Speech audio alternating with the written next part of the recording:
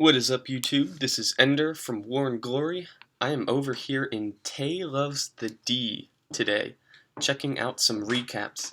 This is one of our 5v5 Clash Cup teams from War and Glory, and we just had a crazy war against Red Elite, so we are going to get into that.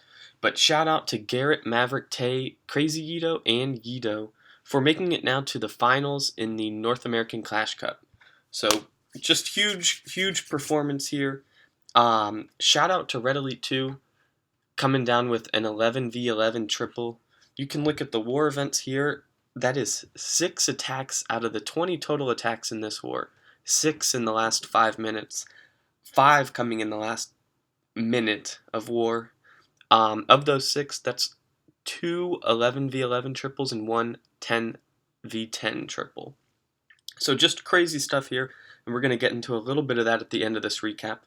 But we are going to start off with Yido on a 9v9 triple. So in these 1-3-1 breakdowns where every Town Hall is required to hit their own Town Hall, it's pretty huge for your Town Hall 9 to be able to triple his mirror. That way you do not have to use up a Town Hall 10 attack to dip down. In these wars, it's just crazy with only 3 Town Hall 10s trying to get a 10v10 triple. So saving as many of those attacks as you can is pretty crucial. So good job to Yido here getting his 3-star in.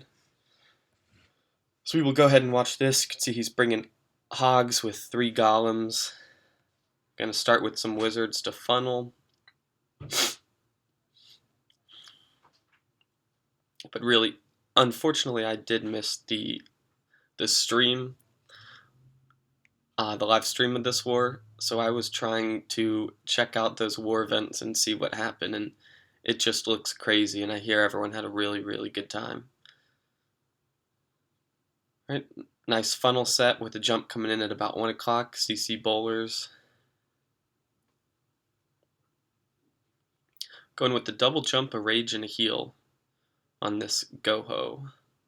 Go-Bo-Ho.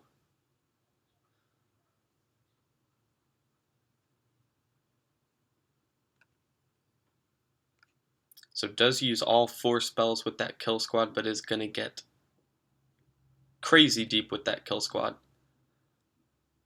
And we'll have 16 hogs, 2 giants, and a loon to take care of the rest of these perimeter defenses. So we'll start bringing those hogs in around 3 o'clock.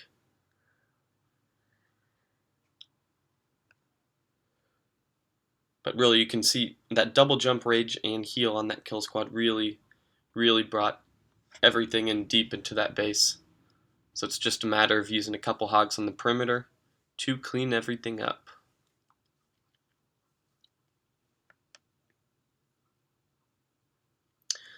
We will go ahead and fast forward through this. Got plenty of whiz down, so time is not an issue. And with that queen ability and several hogs still up, pretty clear 3-star here, just a matter of time. So again, shout out to Yido for getting his job done and then providing a scout. I did take part in one of the demos for this Clash Cup, and a couple different ways you can go about using your second Town Hall 9 attack, whether you want to scout the 11 or the 10. Here, the War and Glory guys decided to scout a 10 with that. So we will get into the top end of this recap here. Now again, with only 5 minutes left, we do see those 3 attacks. Just with how crazy this planning is, 8 minutes left in the war, and Maverick and Garrett are trying to plan out his 10v10 over here on Reluctance. So really, with only 2 hours in these wars, you are not getting much planning time. I don't think we used an attack until 40 minutes had passed. So there's only so much planning you can do, but they did think of all the small details on this raid, and it certainly paid off. Going in with the Gobo Lalo, has a bowler bounce to take out a mortar over at 3 o'clock. Pretty crucial archers up there at 10 o'clock. As soon as he clears those camps, he can use another bowler to bounce off that gold storage to take out an air defense. So really good vision there. Very cheap air defense to get rid of, just 7 troop space. Does jump at about 4:30 to bring that kill squad into the core. And hoping to go as deep as that with that as he can.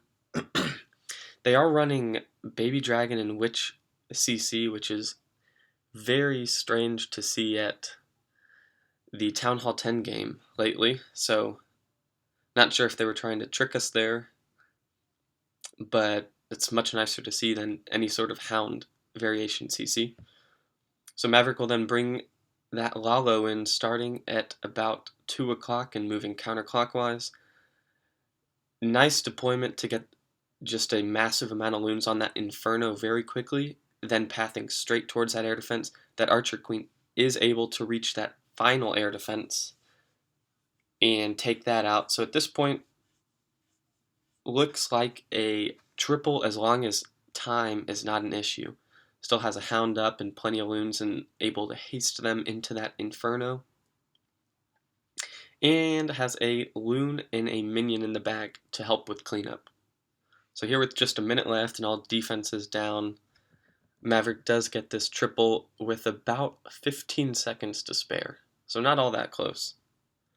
So shout out to Maverick for getting the job done when you start planning with 8 minutes left in the war. So right now, we are feeling pretty good in TayLovesTheD. We've basically tied the war up. We just are really planning a solid 2-star attempt on their number 1 for our 11v11 attack. As long as both teams stay at 12 stars, we would beat them on percentage. And at about 3 minutes, 30 seconds, their KJ Beast Mode does go in on Garrett. So with 3.5 minutes left, we're watching that, and he is just smashing Garrett's base. So huge attack over there, and with about a minute left, we see it's going to be a sure triple on Garrett, which means Garrett has 1 minute to change his army from the sure 2-star attack on their 1 to a 3-star attempt. So fortunately, I had thought a little bit about tripling the base earlier in the war, so had somewhat of a plan going in for a triple.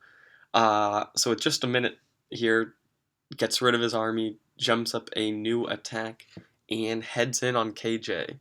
So all eyes on this attack. Triple wins it with the percentage, and anything short of a triple and readily advances to the finals.